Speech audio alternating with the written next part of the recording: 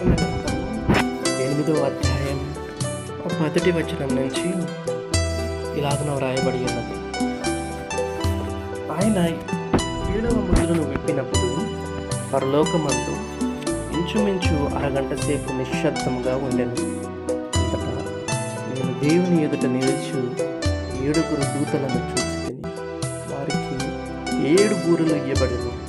మరియు సువర్ణ ధూపార్తి చేత పట్టుకుని ఉన్న వేరొక దూత వచ్చి బలిపీఠం ఎదుట నిలువగా, సింహాసనం ఎదుటను ఉన్న సువర్ణ బలిపీఠం పైన పరిశుద్ధులందరి ప్రార్థనతో కలుపుటకై అతనికి బహు ధూపద్రవ్యములు ఇయ్యబడును.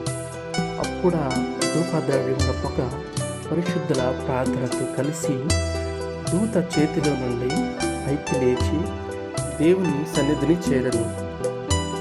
ఆ దూత ధూపార్తను తీసుకొని బలిపీఠం పైన నిప్పులతో దానిని నింపి భూమి మీద పడవేయగా ఊరుములు, ధ్వనులు, మెరుపులు, భూకంపములు కలిగిన 7 బూరలు పట్టుకొని ఉన్న ఆ 7 దూతలు ఊరటకు సిద్ధపడింది. మొదట దూత బూర ఊదినప్పుడు రక్తముతో మిళితమైన వడగండ్లను, అగ్నియు పుట్టి భూమిపైన పడవేయబడింది. భూమిలో 3వ భాగము కాలిపోయింది, చెట్లలో 3వ భాగము కాలిపోయింది, పచ్చగడ్డంతా కాలిపోయింది. 2వ దూత బూర ఊదినప్పుడు అగ్ని చేత మండుచున్న పెద్ద కొండ వంటిది ఒకటి సముద్రంలో పడవేయబడదు. అందువలన సముద్రంలో 3వ భాగము రక్తమాయను. సముద్రంలోని ప్రాణము గల జంతువులలో 3వ భాగము చచ్చెను. ఓడలలో 3వ భాగం నాశనమాయను. 3వ దూత బూర ఊదినప్పుడు దివిటి వలె మండుచున్న ఒక పెద్ద నక్షత్రము ఆకాశము నుండి రాలి నదుల 3వ భాగం మీదను, నీటి బుగ్గల మీదను పడెను. ఆ నక్షత్రమునకు మాచిపత్రి అని పేరు. అందువలన నీళ్ళలో 3వ భాగం మాచిపత్రి ఆయను. నీళ్లు చేదైపోయినందున వాటి వలన మనుషుల్లో అనేకులు చచ్చిరి.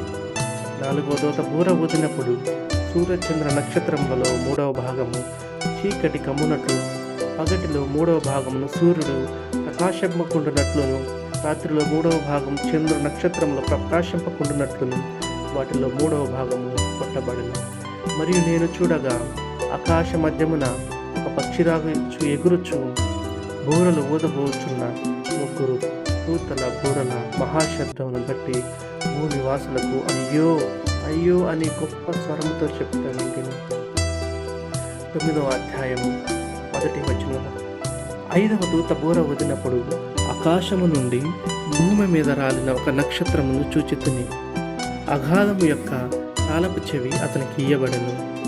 అతడు అగాధము తెరవగా పెద్ద కొలిమిలో నుండి లేచి పొగ వంటి పొగ ఆ అగాధంలో నుండి లేచెను. ఆ అగాధంలోని పొగ చేత సూర్యుని వాయుమండలమును చీకటి కమ్మెను. ఆ పొగలో నుండి మిడతలు భూమి మీదకి వచ్చెను. భూమిలో ఉండు తేళ్లకు బలమున్నట్టు వాటికి బలము ఇయ్యబడెను. మరియు నొసల యందు దేవుని ముద్ర లేని మనుషులకే తప్ప భూమిపైనున్న గడ్డికైనను, ఏ మొక్కకైనను, మరి ఏ నక్షత్రమునకైనను హాని కలుగ చేయకూడదని వాటికి ఆజ్ఞ ఇయ్యబడెను. మరియు వారిని చంపుటకు అధికారం ఇయ్యబడలేదు, కానీ 5 నెలల వరకు బాధించుటకు వాటికి అధికారం ఇయ్యబడింది. వాటి వలన కలుగు బాధ తేలు మనుషులు పుట్టినప్పుడు బాధ వలె ఉండదు. ఆ దినములలో మనుషులు మరణమును వెతుకుతురు, కానీ అది వారికి దొరకనే దొరకదు. చావవలనని ఆశపడుతురు, కానీ మరణము వారి యొద్ద నుండి పారిపోదు. ఆ మిడతల రూపములో యుద్ధములకు సిద్ధపరచబడిన గుర్రములను పోలి ఉన్నవి. బంగారము వలె మరియు కిరీటముల వంటి వాటి తల మీద ఉండెను. వాటి ముఖములు మనుషుల ముఖము వంటివి. స్త్రీల తల వెంట్రుకల వంటి వెంట్రుకలు వాటికి ఉండెను. వాటి పండ్లు సింహపు కూరల వలె ఉండెను. ఇనుప మైమెరుపు వంటి మైమెరుపులు వాటికి ఉండెను. వాటి రెక్కల ధ్వని యుద్ధమునకు పరిగెత్తునట్టి విస్తారమైన గుర్రపు రథముల ధ్వని వలె ఉండెను. తేళ్లతో తల వంటి తోకలు కొండ్లను వాటికి ఉండెను. 5 నెలల వరకు వాటి తోకల చేత మనుషులకు హాని చేయుటకు వాటికి అధికారం ఉండెను. పాతాళపు దూత వాటిపైన రాజుగా ఉన్నాడు. హెబ్రీ భాషలో వానికి అబద్దోనని పేరు.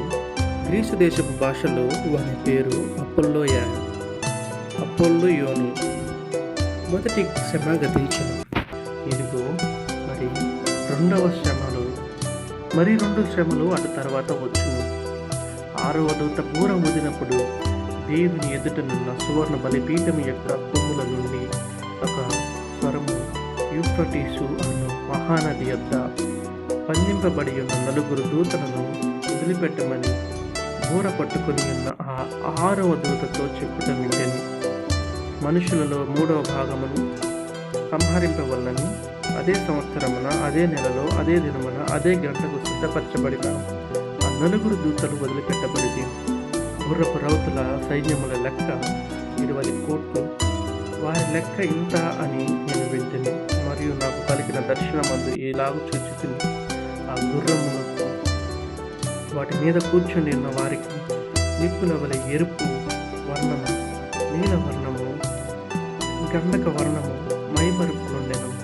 ఆ గుర్రముల తలలు సింహపు తలల వంటివి. వాటి నొసల నుండి అగ్ని ధూమ గంధకములు బయలువెడలుచుండెను.